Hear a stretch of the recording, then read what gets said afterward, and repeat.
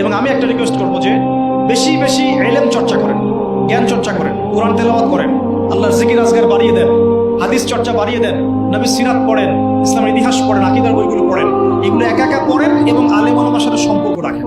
কারণ যেহেতু জেনারেল লাইনে পড়ছেন আপনি তো মাদ্রাসায় ভর্তি হতে পারছেন, আপনি নিজে পড়েন, কিন্তু ওলামায়ে কেরামের সাথে সম্পর্ক রাখেন। একা একা পণ্ডিত হয়ে যায়, একা পণ্ডিত হতে গেলে মুশকিল হয়ে যাবে। ওলামায়ে কেরামের সোহবত লাগবে, তাদের সাথে সম্পর্ক রাখতে হবে। যেটা বুঝবেন না তাদেরকে জিজ্ঞাসা করবেন। আর যদি সম্ভব হয়, আপনার সুযোগ থাকে, তাহলে মাদ্রাসায় ভর্তি হয়ে যাবেন, কোনো সমস্যা নেই, সেখানে পড়াশোনা করবেন। আর যদি সেটাও করতে না পারেন, তাহলে অনলাইন অফলাইনে কিছু শর্ট কোর্স আছে, ডিপ্লোমা কোর্স, এগুলো করতে পারেন। মানে এক কথায় আপনাকে জ্ঞান চর্চা করতেই হবে যেভাবে হোক। এটা কিভাবে করবেন, এই চ্যালেঞ্জটা আপনার, এটা আপনার সমস্যা, এটা নিয়ে আপনাকে ভাবতে হবে। আমল বাড়াতে হবে, শুধু জ্ঞান চর্চা জানি যথেষ্ট না, জানা অনুযায়ী আমলটাও করতে হবে। কিভাবে করবো?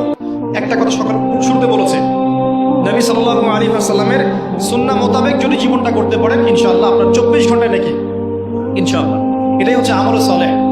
এর পাশাপাশি রিজিক যখন খাবেন, হালাল খায়, হারামে যায় না, সুদের মধ্যে যায় না, ঘুষের মধ্যে যায় না, দুর্নীতির মধ্যে যায় না। আল্লাহ পাক তৌফিক দান করুন। এর পাশাপাশি পারিবারিক যে আদর্শটা আপনার আছে, এটাকে সুন্দর করেন। মা বোনদেরকে পর্দা শেখান, ছোট মেয়েদেরকে পর্দা শেখান, আপনার ছেলেকে নামাজি বানান, মসজিদে পাঠান, মক্তবে পাঠান, হুজুরদের কাছে পাঠান, মাদ্রাসায় পাঠান। আপনি জেনারেল লাইনে পড়ান, আমি নিষেধ করছি না, কিন্তু আপনার ভিত্তিটাকে, আপনার ছেলে সন্তান মেয়ে সন্তানের ভিত্তিটাকে ইসলামীভাবে গড়ে তোলেন ইনশাআল্লাহ। দেখুন বড় হয় তারা, যদি ডক্টর হয় তারা সৎ ডক্টর হবে ইনশাআল্লাহ, যদি ইঞ্জিনিয়ার হয় সৎ ইঞ্জিনিয়ার হবে ইনশাআল্লাহ, যদি পলিটিশিয়ান হয় সৎ পলিটিশিয়ান হবে ইনশাআল্লাহ। আল্লাহ পাক আমাদের সর্ব সেক্টরে সৎ মানুষদেরকে দিয়ে ভর্তি করে দিন, আমিন। এবং সৎ মানুষদের হাতে এই বিশ্বের নেতৃত্ব আল্লাহ পাক দান করুন।